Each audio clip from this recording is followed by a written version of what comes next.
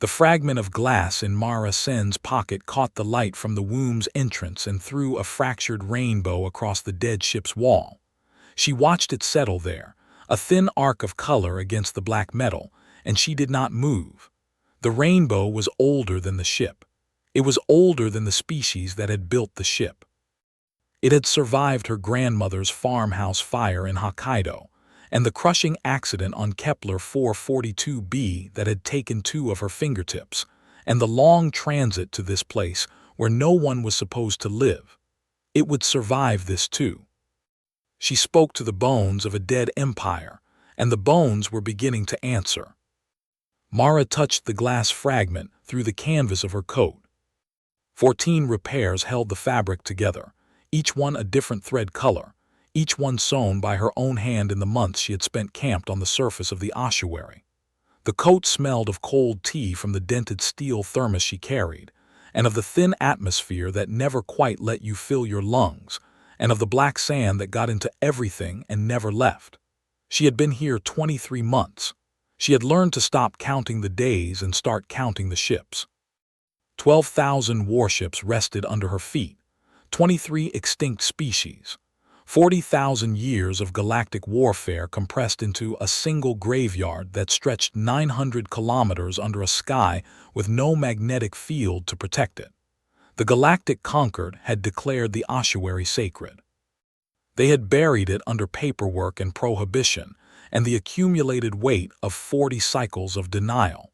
The Reclamation Council had denied human petitions 89 times. The humans had stopped attending 8 cycles ago. Mara had not stopped, she had simply stopped asking. The womb loomed above her, the largest hull in the graveyard 3.2 kilometers from stern to buried prow, its corridors 12 meters high, and built for a species that had walked on 6 legs and thought in geometries that human eyes could not quite track. The entrance gaped like a mouth that had been open for 18,000 years. Inside, the air was stale and the dark was absolute, and the walls hummed with a frequency that lived in her chest before her ears could find it. She stepped inside. The rainbow from her pocket vanished. The dark swallowed her. 3 days later, the Kavani trade scout Sarok found the human camp. Sarok was 89 years old, which made her young by the standards of most species, but ancient by the reckoning of her own kind, who lived brief and burning lives fueled by curiosity and pattern recognition, and the particular fragility of small bodies in large gravity.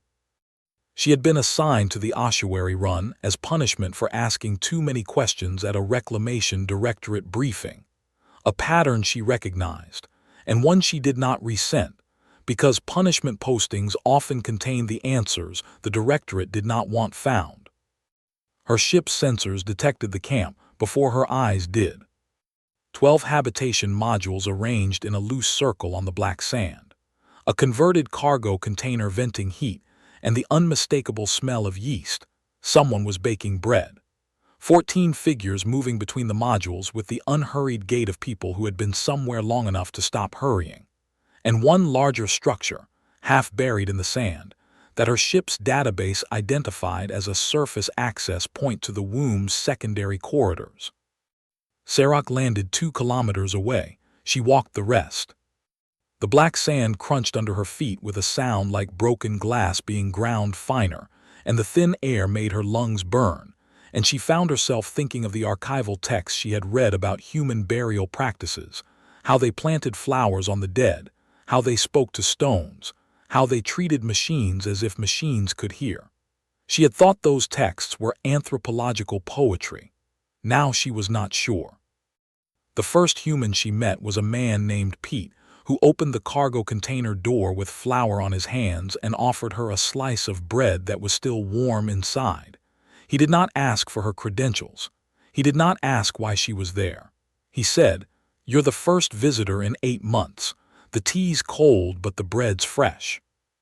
Sarok took the bread. It was the first time anyone had offered her food on a duty assignment in 40 years.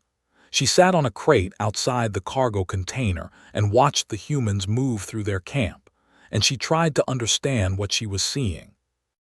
They were not stripping hulls. They were not cutting metal. They were not doing any of the things the Reclamation Directorate's briefing had described as primitive scavenging. They were mapping. She saw the evidence in the open modules, hand-drawn charts of corridors that no living species had walked in 18 millennia, notation in a script she did not recognize, cross-references to engine schematics and weapon systems, and something labeled only as resonance patterns. And they were talking. She heard it through the thin air, fragments of conversation carried from the womb's entrance, voices that did not sound like work crews but like students in a library, or priests in a temple, or children learning to read from a book written in a language that had no living speakers. "We don't strip hulls," Pete said, answering a question she had not asked. "We sit with them until they trust us enough to wake." Sarok felt the bread turn dry in her mouth. She was an archivist. She had spent her life documenting the dead, cataloging the achievements of species that had vanished into the long silence of extinction, preserving their memory in the Directorate's crystal archives where no one ever visited them. The idea that memory required presence, that you had to sit with something to earn its trust, to wait for it to wake, was not in any of her training. It was not in any of the Concord's protocols. It was, she realized with a sudden clarity that made her large eyes water, exactly what the dead had been waiting for. She reported her findings to Archon Thessaly Vor that evening. Vor was 312 years old, a Vethari of the old lineages, his exoskeletal plating the color of dried bone that had been polished by centuries of ceremonial handling. His 6 compound eyes were arranged in a vertical column down the center of his face, and each one blinked independently when he was stressed, which they were doing now as he read Sarok's preliminary report.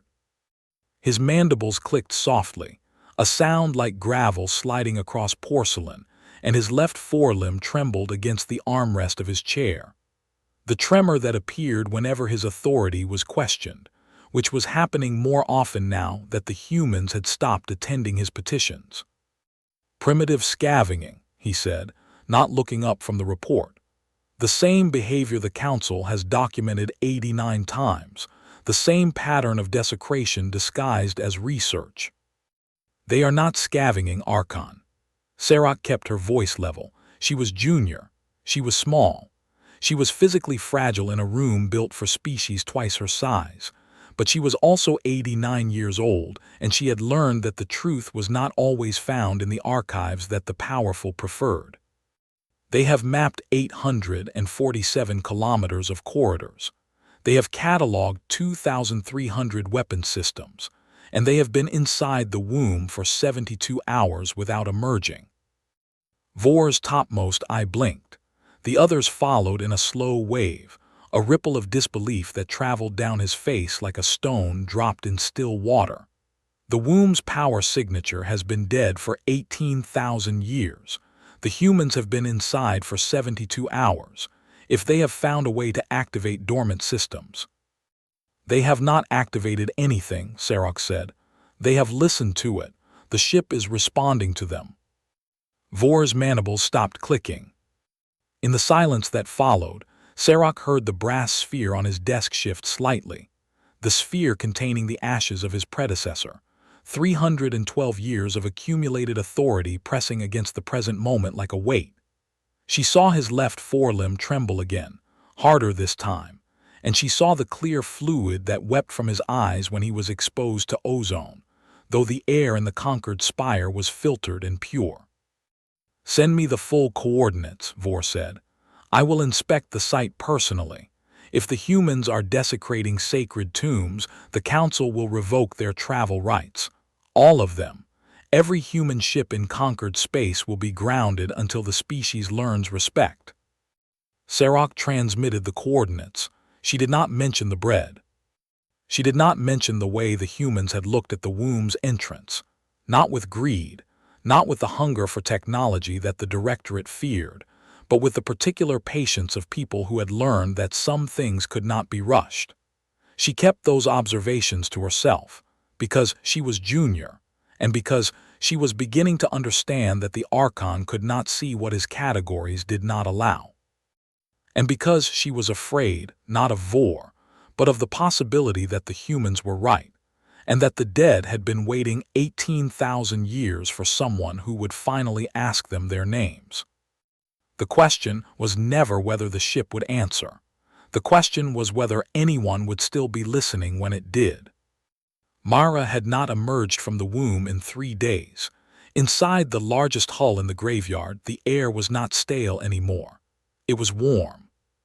She moved through corridors built for a species that had walked on 6 legs and thought in geometries that human eyes could not quite track. The walls were 12 meters high and black with the residue of 18,000 years of silence, but they were not silent now. They hummed at a frequency that lived in her chest before her ears could find it, a vibration that started in the soles of her boots and traveled up through her missing fingertips and settled somewhere behind her eyes like a voice she was still learning to hear. She had been a structural engineer once, before the accident on Kepler 442b, before the Reclamation Directorate had denied her first petition and her 5th and her 12th. She had learned to read stress fractures in bulkheads, to trace the history of a hull through the patterns of its metal fatigue, to understand that every ship told the story of its builders if you knew how to ask. The womb was not fatigue. The womb was intention. Every corridor bent at angles that suggested movement rather than stasis. Every chamber opened into another chamber in a sequence that felt less like architecture and more like grammar, a sentence built from space and shadow and the particular resonance of alloy that had been grown rather than forged. She spoke to the walls. Not in words. The species that had built this place had not used words as humans understood them. She spoke in touch. She pressed her palm against the black metal and held it there until the warmth beneath the surface matched the warmth of her own blood. She hummed, sometimes, old songs from her grandmother's farmhouse in Hokkaido, melodies that had survived the fire and the long transit and the thin air of the ossuary. She did not know if the ship understood them. She knew that the ship responded. On the second day, the navigation array had lit up. It was not a light that human eyes were meant to see. It lived in the ultraviolet edge of perception, a faint glow that made the glass fragment in her pocket cast a rainbow across the console that was sharper than any rainbow she had seen under a natural sun. The array showed no coordinates. It showed no maps. It showed a pattern, a spiral of points that pulsed in rhythm with the warmth in the walls, and Mara understood without being told that this was not a destination. It was a greeting. She had spent 14 years in reclamation. She had stripped hulls for scrap and cataloged the dead and learned the particular patience of waiting for something that did not know it was waiting. She had never seen a ship wake. She was seeing it now. The reactor chamber was at the womb's heart, 3 kilometers from the entrance through corridors that had begun to shift. Not physically, the metal did not move, but the paths changed.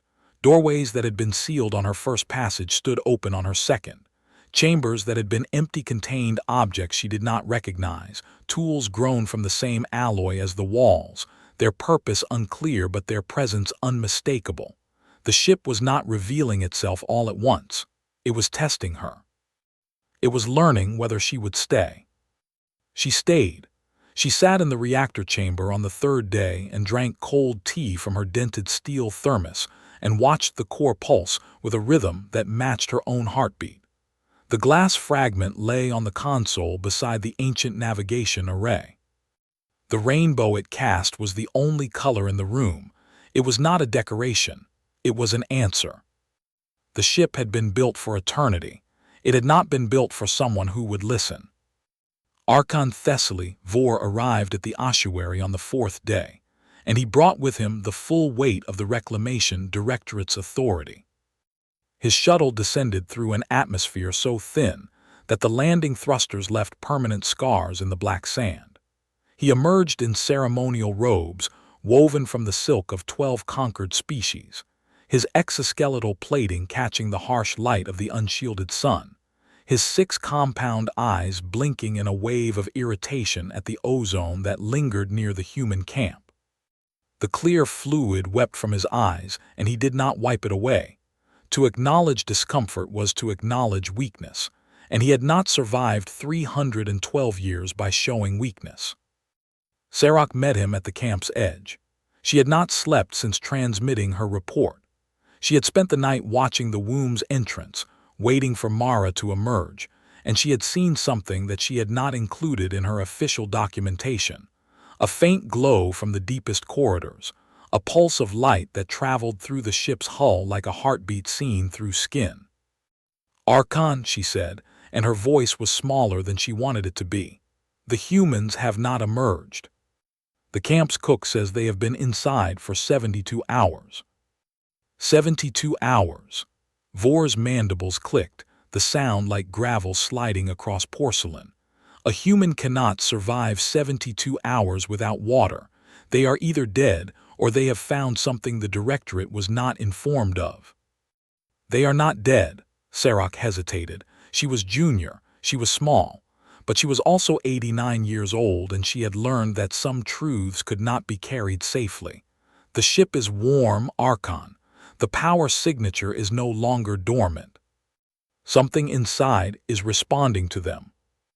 Vor's left forelimb trembled against the brass sphere he carried, the sphere containing the ashes of his predecessor, 312 years of accumulated authority pressing against the present moment. His topmost eye blinked, then the next, then the next, a ripple of disbelief that traveled down his face like a stone dropped in still water. "Impossible," he said, but he did not sound certain. For the first time in 3 centuries, he did not sound certain. He entered the womb alone. The corridors were not what his briefing had described. The Directorate's archives had catalogued the womb as a dead hull, a fossil, a monument to a species that had extinguished itself in the long wars that shaped the galaxy's early history. The corridors had been empty, the power had been absent, the structure had been stable, inert, a tomb that happened to be shaped like a ship. Now the walls were warm. Now the air carried a vibration that made his mandibles click in a rhythm he could not control, a resonance that reached into the oldest parts of his nervous system and triggered something he did not have a name for. Reverence, perhaps, or fear, or the particular confusion of a creature who had spent his life preserving the dead, discovering that the dead might not want his preservation. He found the reactor chamber after 2 hours of walking through corridors that seemed to guide him. He did not choose his path. The path chose him. Doorways opened before him that had been sealed in the Directorate's surveys. Chambers that had been empty contained objects that hummed with purpose he could not identify. The ship was not dead. The ship was not even dormant. It was waiting, and it had been waiting for someone who would not come with the intention to catalog and entomb. Mara Sen stood in the center of the reactor chamber. She did not turn when he entered. She was watching the core pulse with a rhythm that matched her own heartbeat, and the glass fragment on the console cast a rainbow across the ancient navigation array, and the room was filled with a sound that was not quite sound, a pressure that was not quite pressure, a presence that was not quite human and not quite alien, and not quite anything Vor had a category for. "Archon Thessaly Vor," Mara said, and her voice was quiet in the way that quiet voices sometimes carry more weight than shouting. "You have come to accuse me of desecration. I have come to enforce the Conquered's protection of sacred sites." Vor's mandibles clicked, but the rhythm was wrong. It matched the ship's pulse, not his own agitation. "You have violated the Reclamation Council's prohibitions. You have entered a tomb without authorization. You have." "I have sat with it," Mara said. "I have spoken to it. I have learned its grammar." She turned to face him, and Vor saw her left hand with its missing fingertips, the hand that had been crushed in a docking accident on a world the Conquered had long since forgotten, the hand that had learned to touch gently because it could not grip hard anymore. "You built a bureaucracy to preserve the dead. The dead do not want your preservation. They want to be remembered. They want to be spoken to. They want someone who will listen long enough to hear them answer." Vor's left forelimb trembled. The brass sphere in his grip shifted, the ashes of his predecessor pressing against the present moment like a weight. He looked at the reactor core, at the pulse that was not light and not energy, and not anything in the Directorate's taxonomies, and he felt something crack in the architecture of his certainty. The ship's power signature had been dead for 18,000 years, he said, and the words came out as a whisper, which was worse than a shout because it meant he was not in control. The humans have been inside for 72 hours. When they emerged, the engines were warm. Mara smiled. It was not a triumphant smile. It was the smile of someone who had spent 23 months waiting for a door to open and was not surprised to find that the door had been waiting for her too. They built for eternity, she said. They just didn't build for someone who would listen. We are not desecrating your tombs, Archon. We are waking them. And the question was never whether the ship would answer. The question was whether anyone would still be listening when it did. The reactor pulsed. The rainbow shifted on the console. And Vor, who had spent 312 years conquering bureaucracies and destroying petitions and building walls around the past to keep it safely dead, felt the walls begin to crack. He did not know what to say. For the first time in 3 centuries, he did not know what to say. And somewhere in the depths of the womb, in chambers that the Directorate's surveys had never mapped, other systems were beginning to wake. Not one ship, not the womb alone. The whole graveyard was stirring, 12,000 hulls humming in a frequency that would travel through the ossuary's black sand and into the thin air and out to the stars beyond. A signal that the galaxy had not heard in 40,000 years. A voice that had been waiting for someone patient enough to sit with it until it trusted them enough to speak. The dead were not staying buried, not where humans walked. The signal did not travel through normal space. It moved through the ossuary's black sand like a current through water, a vibration that started in the womb's reactor core and spread outward in concentric rings that no sensor in the Concord was calibrated to detect. 12,000 hulls stirred. 12,000 ships that had been dead for longer than human civilization had existed began to hum in a frequency that was not sound, was not light, was not anything the Directorate's taxonomies had a name for. Sarok felt it first in her teeth. She was standing outside the cargo container where Pete was baking bread, and the warmth from the oven had been the only warmth on the dead planet, and then her teeth began to ache with a rhythm that matched the pulse she had seen through the womb's hull. She looked up.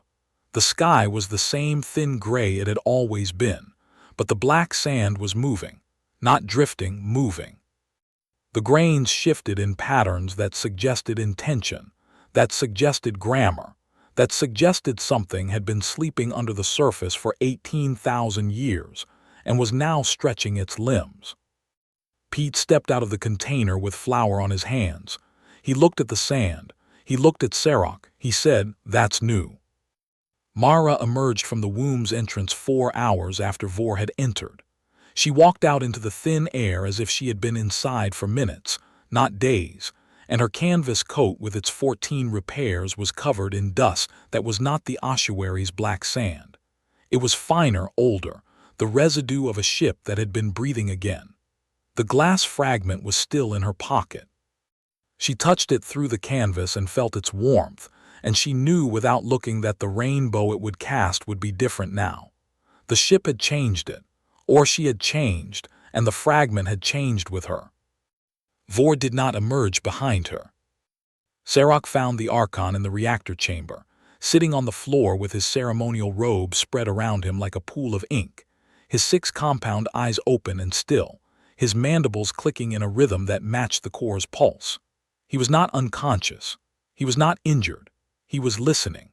The brass sphere containing his predecessor's ashes lay beside him, forgotten, and for the first time in 312 years, the authority it represented was not the most important thing in the room. "Archon," Sarok said, and her voice was steady because she had spent 89 years learning that the truth was not always found in the archives the powerful preferred. "The other ships are waking. The whole graveyard is responding." Vor's topmost eye blinked. The others followed in a slow wave, but the rhythm was wrong. It matched the ship's pulse, not his own stress response. "She showed me the navigation array," he said, and his voice was the sound of gravel sliding across porcelain that had been worn smooth by centuries of use. "The spiral pattern. It is not a map. It is a language. It is a greeting and a question, and a request for something I do not have a word for." "Patience," Mara said.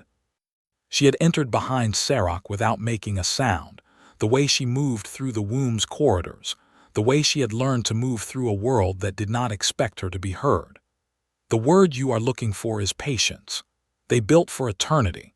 They did not build for someone who would rush in with catalogs and preservation orders and the particular arrogance of believing that the dead want to be kept safely dead." Vor's left forelimb trembled. The tremor was worse now, a constant vibration that matched the ship's hum, and Serac realized with a clarity that made her large eyes water that the Archon was not frightened. He was overwhelmed. 3 centuries of certainty had encountered something that his categories did not allow, and the result was not anger or denial. It was silence. "I must report this to the council," Vor said, but he did not move. "You must," Mara agreed. "And when you do, you will tell them that the humans have not been desecrating their sacred tombs. You will tell them that we have been learning to speak. And you will tell them that the dead have been waiting for someone who would finally ask them their names." She reached into her pocket and withdrew the glass fragment. It caught the light from the reactor core and threw a rainbow across the ancient navigation array, and the rainbow was sharper than it had been, more defined, as if the ship's new warmth had polished something in the glass that 18,000 years of burial had not touched. She set it on the console. The rainbow settled there, the only color in the room, and it was the only answer the galaxy needed. But the galaxy was not ready to hear it. The Reclamation Council's response arrived 7 days later, and it arrived with ships. Not scouts, not archivists, warships. The Conquered had spent 40 cycles denying human petitions and 89 cycles ignoring human presence and 300 years treating humanity as a quiet member of the galactic community, a species that built slowly and spoke softly and never demanded more than the right to be left alone. Now that quiet was ending. The Council had reviewed Vor's report, 3 sentences long, unprecedented in its brevity, and they had decided that the humans had found something dangerous. A weapon, perhaps. A technology that could upset the balance of a galaxy governed by 4,000 species across 46 systems. A threat disguised as archaeology. The fleet commander was a Vethari named Thes, younger than Vor by 2 centuries, his exoskeletal plating polished to a ceremonial shine that had never seen combat. He landed on the ossuary's surface with 20 soldiers and a writ of seizure that authorized him to take possession of the womb and all associated discoveries by force if necessary. He found the human camp unchanged.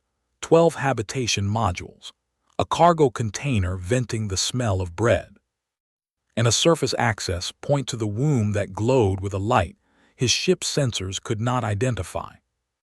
"Archon Vor," Thes said, and his mandibles clicked with the particular rhythm of a bureaucrat who had never doubted his own authority. "You are relieved of your oversight. The Council has determined that your report indicates a clear violation of the sacred site protocols. The humans will be removed, the site will be sealed, and you will return to the spire to answer for your failure to prevent this desecration." Vor stood in the black sand with his ceremonial robe stained by the ossuary's dust, and his brass sphere clutched in a forelimb that still trembled. He looked at Thes with all 6 of his compound eyes, and he blinked in a wave that was not stress, and not reverence but something that Serac had never seen in him before. "You do not understand what is happening here," Vor said. "You do not understand what they have found. The ships are not weapons. They are not technology to be seized. They are property of the Reclamation Directorate," Thes interrupted. "As is every hull in this graveyard, as is every fragment of every species that came before us. The Conquered preserves, the Conquered protects. The conquered decides what the dead may say and when they may say it. That is our purpose. That is our function. That is the law. Mara stepped forward. She had been standing at the womb's entrance, her canvas coat catching the thin wind, her left hand with its missing fingertips visible where she had pushed her sleeve back. She held the glass fragment in her right hand, and it caught the harsh light of the unshielded sun and threw a rainbow across the black sand that was faint but unmistakable. "We do not strip hulls," she said, and her voice was quiet in the way that quiet voices sometimes carry more weight than shouting. "We sit with them until they trust us enough to wake, and they have woken.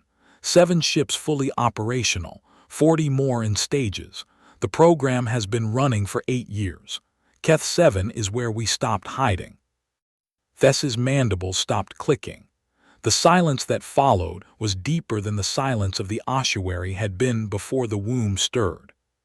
20 soldiers stood in the black sand with weapons they had never fired in combat, facing a human woman with a fragment of glass in her hand and a coat with 14 repairs, and they did not know what they were looking at.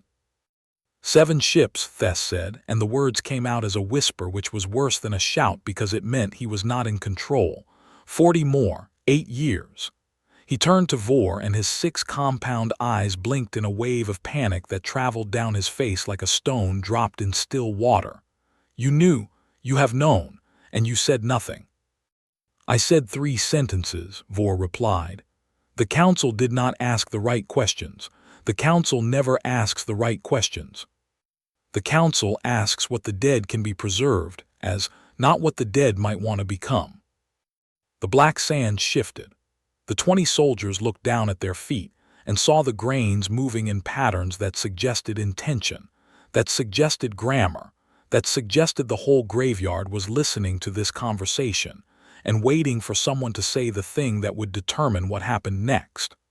The womb's entrance glowed with a light that was not ultraviolet and not infrared, and not anything in the conquered sensor bands. It was the color of the rainbow from Mara's glass fragment, expanded to a scale that filled the horizon. And from the depths of the womb, from chambers that the Directorate's surveys had never mapped, a sound emerged, not a hum, not a pulse, a voice. It spoke in the language of a species that had walked on 6 legs and thought in geometries, but it spoke slowly, carefully, as if it had been practicing for 18,000 years and wanted to be understood. It said, in a frequency that traveled through bone before it reached the ear, a single word that Mara had taught it. "Patience."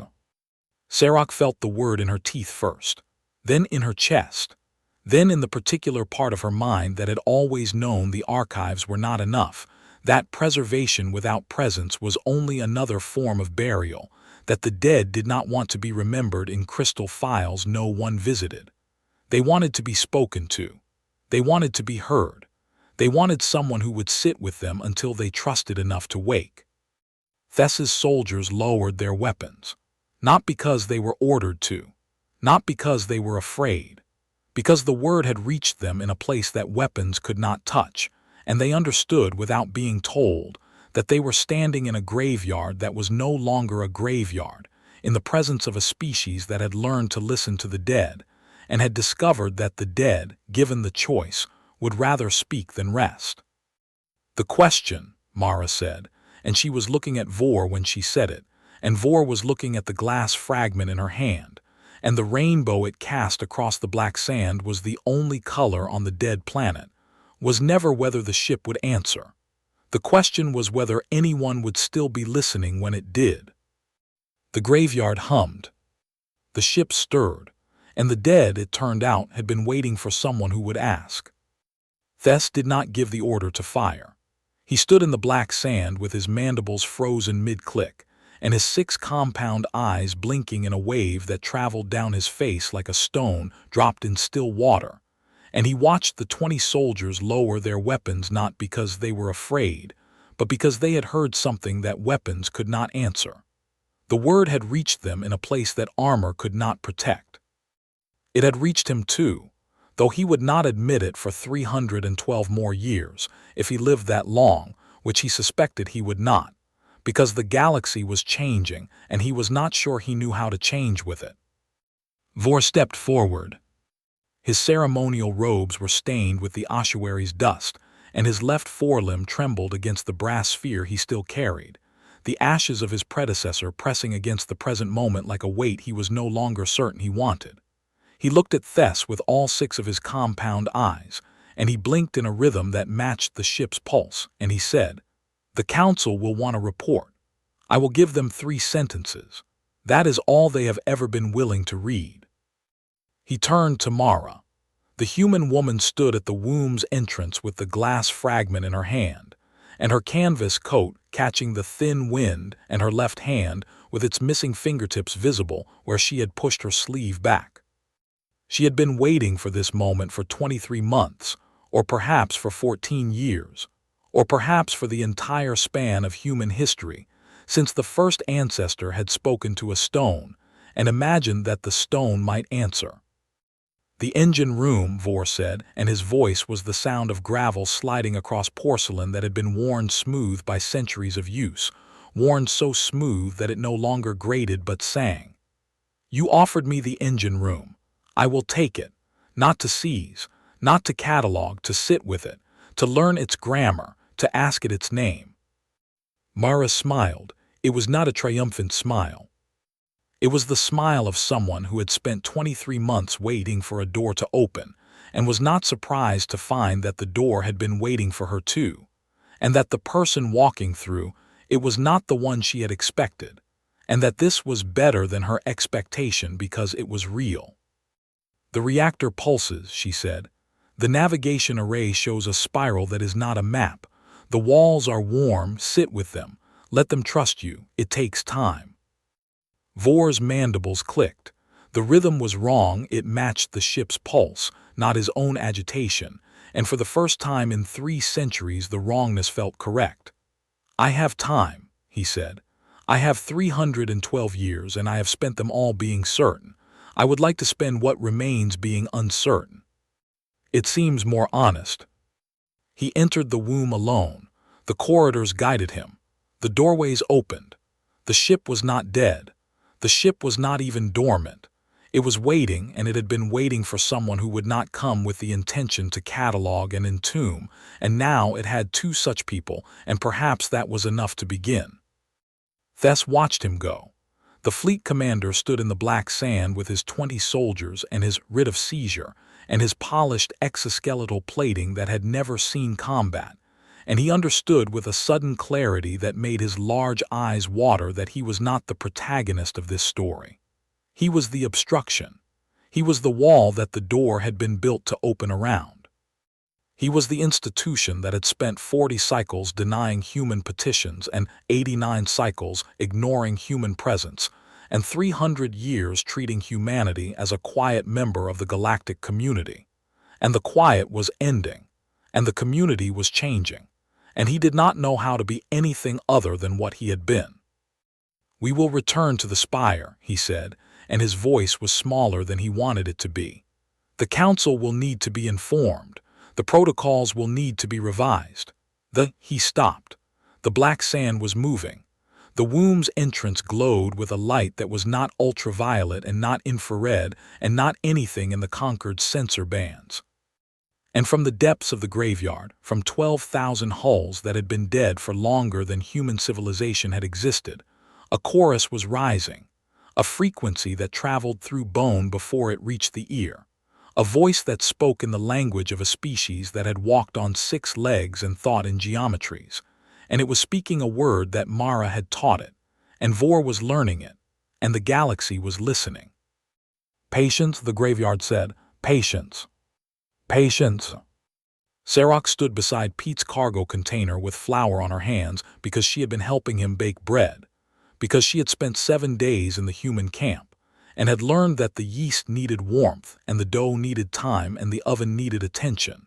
And these were things that the Directorate's archives had never taught her because the archives were about preservation and not about presence, about keeping the dead safe, and not about keeping them company. She felt the word in her teeth first, then in her chest, Then in the particular part of her mind that had always known the archives were not enough. She looked at Pete. Pete looked at the black sand. The sand was moving in patterns that suggested intention, that suggested grammar, that suggested the whole graveyard was speaking now. Not just the womb, not just one ship, but all of them.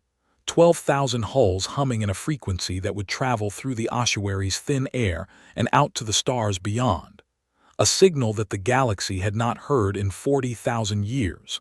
A voice that had been waiting for someone who would finally ask them their names. "The dead do not stay buried where humans walk," Pete said, and he was not quoting Mara. He was stating a fact. He had been here for 8 years, part of the program that had been running in secret, part of the quiet revolution that had been happening in the margins, while the institutions that claimed to protect the past feared it most. He had baked bread in a converted cargo container while the ships learned to trust, and he had learned that what looked like desecration to the powerful was often devotion from the small, and that the particular patience of waiting for something that did not know it was waiting was the only strength that outlasted the powerful. Mara walked to the womb's entrance. She did not enter. She stood at the threshold with the glass fragment in her hand and watched the light from the reactor core cast a rainbow across the black sand, and she understood that the fragment had changed. It was not just her grandmother's glass anymore. It was not just a survivor of the farmhouse fire in Hokkaido. It was a bridge. It was a language. It was a proof that memory without power was just nostalgia, but memory with patience became resurrection. She set the glass fragment on the console beside the 18,000-year-old navigation array.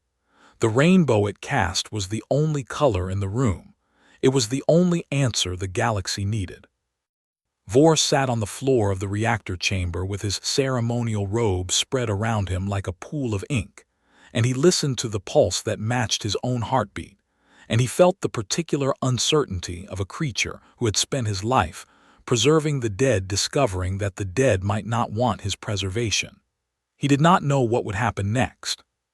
He did not know what the Council would do, or what the galaxy would become, or whether the humans were right about the ethics of care and the patience of the small and the architecture of listening. He knew only that the ship was warm, and that the walls were humming, and that the word the graveyard spoke was one he was learning to understand. The glass fragment caught the light, the rainbow shifted, the reactor pulsed, and the dead, it turned out, had been waiting for someone who would ask. They did not stay dead. That was not a threat, that was a promise.